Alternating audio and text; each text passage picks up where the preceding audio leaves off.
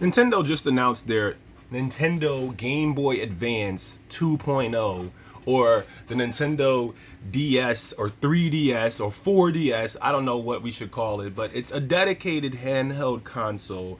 And for what Nintendo's calling it, the Nintendo Switch Lite. Pretty much this confirms that all the rumors we were hearing about the Nintendo Switch Mini coming and all of that is absolutely true. But this is my thoughts on it and what I think about it. So, am I going to be getting it? Probably not. I don't see a reason or a need for me to buy it, to be honest with you guys, because I already got a Nintendo Switch that has all the features that I need. But this is not for current Switch owners, I don't think. I think this is actually for those of you out there that were contemplating on getting a Switch but didn't have the $300 to drop, or those of you that we're just trying to look for a cheaper entry in a price point. You were waiting, or price point, excuse me. You were waiting for the Nintendo Switch's price to be dropped or whatever, and now you got your entry point. You don't get a dock because it can't be docked, can't be played on TV. The Joy-Cons are not removable. It's all one shell. And that leak we saw of the shell, the Nintendo Switch shell of the Mini was absolutely correct, except I believe that the ports on the top of this Switch and the micro SD card were swapped around in the final design. But I gotta say, it looks pretty clean. They got that whole matte look going on with it, and the matte finish look.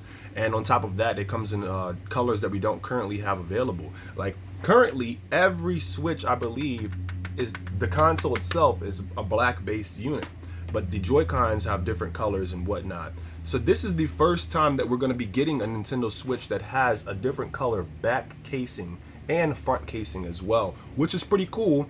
Like I said, don't get me wrong, but I don't think that this is for you if you already have a Nintendo Switch, and I don't think this is for me or anyone else that already has a Nintendo Switch, unless you got $200 just sitting around in your pocket and you're just dying to burn it up on some sort of gaming device. I don't see the reason why you'd want to start all the way over on all your games, or maybe log in and download your cloud saves. Who knows? I don't know how really what people are thinking or planning to do, but I know me personally, I'm not going to be picking this up unless something detrimental crazy happens to my Switch and I just can't find another Switch for $300, because this Switch removes HD Rumble. No thank you. It also removes the ability to separate the Joy-Cons. The Switch that doesn't switch, pretty much. For a lack of a better way to put it, that's pretty much what it is. It doesn't switch. You can't put it in the dock, so it can't switch to the big screen. You can't take off the Joy-Cons and turn them sideways and play with and hand it off to someone else. But what you can do is get a separate Joy-Con or separate pair of Joy-Cons and use those and connect it and sync it up and pair it with it. You won't be able to do it by sliding it on, but you'll be able to do it by syncing it up by pressing the button on the inside of the Joy-Con and going to search for controllers. But one thing that concerns me is I didn't see a kickstand. There's no kickstand on it. So it pretty much removes tabletop mode, it removes the docked mode, it removes the 2-player on the go.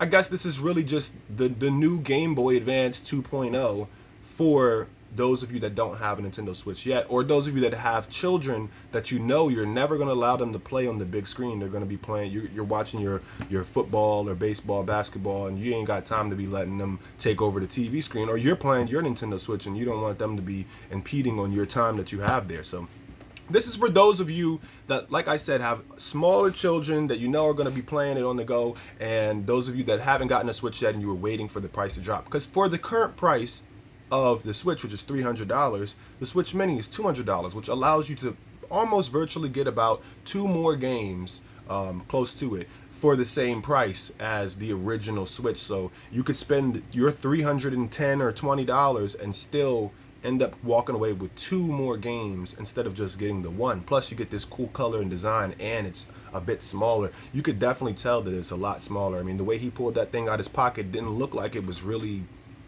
too much of a hassle. I mean, me fitting my Switch in my pocket right now, I know this damn thing is like 2 portable battery banks in its own in itself. So that's the point that I wanted to make. But hey, if this is something that you're excited for, I definitely think that you should go ahead and cop it if you got $200 extra laying around, and let me know what you think about it. I personally am not crazy excited for it, but I'm excited that Nintendo's releasing new products, because this means that possibly we're going to be seeing the Nintendo Switch Pro sometime in the future.